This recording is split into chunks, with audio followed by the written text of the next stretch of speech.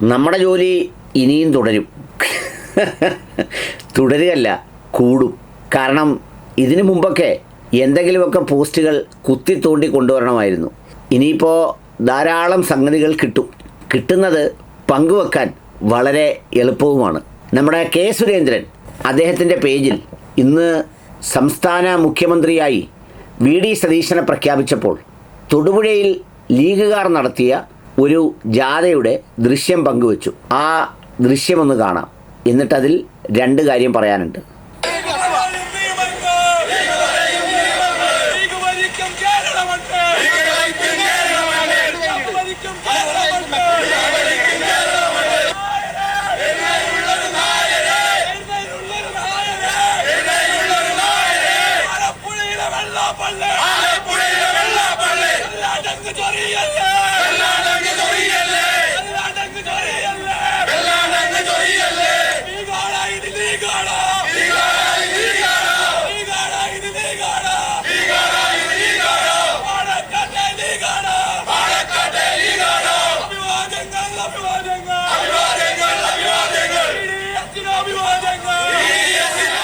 ലീഗാടാ, ഇത് ലീഗാടാ, പിന്നെ പാണക്കാട്ടെ ലീഗാടാ, ചങ്ങനാശ്ശേരിയിലെ നായർക്കും ആലപ്പുഴയിലെ വെള്ളാപ്പള്ളിക്കും എന്താ കാര്യം എന്നൊക്കെ ചോദിച്ചാണ് വിളിക്കുന്നത്. ഇതിനകത്തൊരു പ്രധാന കാര്യമുണ്ട്. സംഗതി എന്താണെന്ന് വെച്ച് കഴിഞ്ഞാൽ, ഈ പോത്തിറച്ചിയാണല്ലോ അമിതമായിട്ട് കഴിക്കുന്നത്. അപ്പോൾ കഴിക്കുന്നത് കൊണ്ട് അത് ശരീരത്തിലുണ്ടാക്കുന്ന ഒരു വ്യതിയാനം, അത് വാരിയെല്ലുകൾക്കിടയിൽ ഇറച്ചി കഷ്ണങ്ങളായി കയറി ഇടയ്ക്കിടെയെങ്കിലും ഒരു പോത്ത് ഉണർന്നു വരും. അത് ഉണർന്നു വരുമ്പോൾ പിന്നെ ഈ വിളിക്കുന്നത് എന്താണെന്നും വിളിക്കുന്നത് എവിടെയാണെന്നും എന്തിനാണെന്നും ഒക്കെയുള്ള കാര്യം അങ്ങ് മറന്നുപോകും. അത് വേറൊന്നും കൊണ്ടല്ല, ഈ പോത്ത് സ്ഥിരമായിട്ട് കഴിക്കുന്നതുകൊണ്ടാണ്. അപ്പോൾ അതിൽ നിന്നുണ്ടാകുന്ന സവിശേഷമായ ഒരു രോഗത്തിൻ്റെ ലക്ഷണമാണ് ഈ നടത്തുന്ന മുദ്രാവാക്യം വിളി. ഈ മുദ്രാവാക്യത്തെ ലീഗിൻ്റെ സംസ്ഥാന ജനറൽ സെക്രട്ടറി നിരുപാധികം തള്ളിക്കളഞ്ഞു. ഇത് ലീഗിൻ്റെ ശൈലിയല്ലെന്നും അതിൽ പങ്കെടുത്ത പ്രവർത്തകർക്കെതിരെ നടപടിയെടുക്കുമെന്നും ഇത്തരത്തിലൊരു സംഗതി ചെയ്യാൻ പാടില്ലിവിടെയെന്നും അദ്ദേഹത്തിൻ്റെ പ്രസ്താവനയും വന്നു. PMA സലാം അവറുകളാണ് ഇത് തള്ളിപ്പറഞ്ഞ് രംഗത്ത് വന്നത്. പക്ഷേ അതൊന്നാമത്തെ കാര്യം. രണ്ടാമത്തെ കാര്യം എന്താണെന്നറിയോ സുരേന്ദ്ര?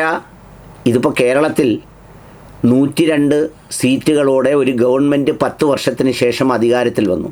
ആ ഗവൺമെൻറ് അധികാരത്തിൽ വന്നപ്പോൾ അവരെതിർത്ത പാർട്ടിയെ നിർബാധം പിന്തുണയ്ക്കുകയും ഈ ജയിച്ചവരെ തോൽപ്പിക്കാൻ വേണ്ടി കഠിനമായി ശ്രമം നടത്തുകയും ചെയ്ത 2 മഹാവേന്ദ്രന്മാരാണ് സുകുമാരൻ നായരും വെള്ളാപ്പള്ളി അദ്ദേഹവും.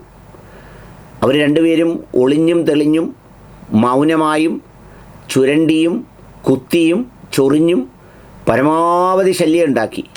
യഥാർത്ഥത്തിൽ അവർ കാണിച്ച സ്നേഹം കൊണ്ടാണ് ആ ഗവൺമെൻറ്റിന് ഈ പപ്പടം വെള്ളത്തിൽ വീണതുപോലെ ചുരുണ്ടു പോകേണ്ടി വന്നത്.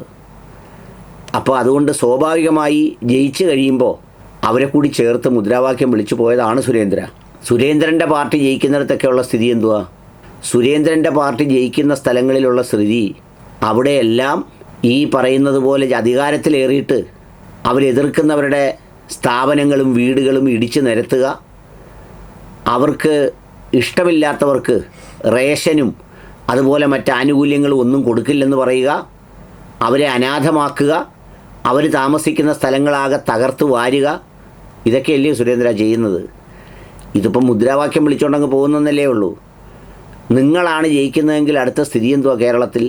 നിങ്ങളുടെ ഫയർ ബ്രാൻഡുകൾ ആരൊക്കെയാ? ശശികല, പിന്നെ TG മോഹൻദാസ്, സെൻകുമാർ അടക്കമുള്ള ആളുകളെല്ലാവരും കൂടി രംഗത്തിറങ്ങി എന്തായിരിക്കും കാണിക്കാൻ പോകുന്നത്? ഒരു കോർപ്പറേഷൻ കിട്ടി അതിലൊരു കൗൺസിലർ ആയപ്പോഴത്തേക്ക് ഒരു മുൻ DGP പോടാ പുല്ലേ പോലീസേ എന്ന് റോഡിലിരുന്ന് മുദ്രാവാക്യം വിളിക്കുന്നു. അവർ പ്രവർത്തിച്ച ഡിപ്പാർട്ട്മെൻറ്റിനെയും അവർ ശമ്പളം വാങ്ങിച്ച സ്ഥാപനത്തെയും. ഇവർ മുദ്രാവാക്യം വിളിക്കുന്നത് ഇവർക്ക് ഇഷ്ടമല്ലാത്തവരെയും ഇവരെ എതിർത്തവരെയുമാണെന്ന് പറയാം. ഇത് ശമ്പളം വാങ്ങിച്ചിറങ്ങിയ പോലീസിനെ ചീത്ത വിളിക്കുന്ന ഒരു വനിതാ DGP ഉണ്ടാക്കാൻ കഴിഞ്ഞ നിങ്ങളാണോ കേരളത്തിൽ ഇവർ 4-5 പേര് നടന്ന് ഈ മുദ്രാവാക്യം വിളിച്ചുകൊണ്ട് പോകുന്നതിനെ വലിയ പർവ്വതീകരിച്ച് അത് ഫേസ്ബുക്കിലിട്ട് കാണിക്കുന്നത്? കഷ്ടമാണ്, രണ്ടും കഷ്ടമാണ്. ഏത് ആ വിളിച്ചത് വിവരമില്ലായ്മയും വൃത്തികേടുമാണ് എന്നുള്ള കാര്യത്തിൽ യാതൊരു തർക്കവുമില്ല.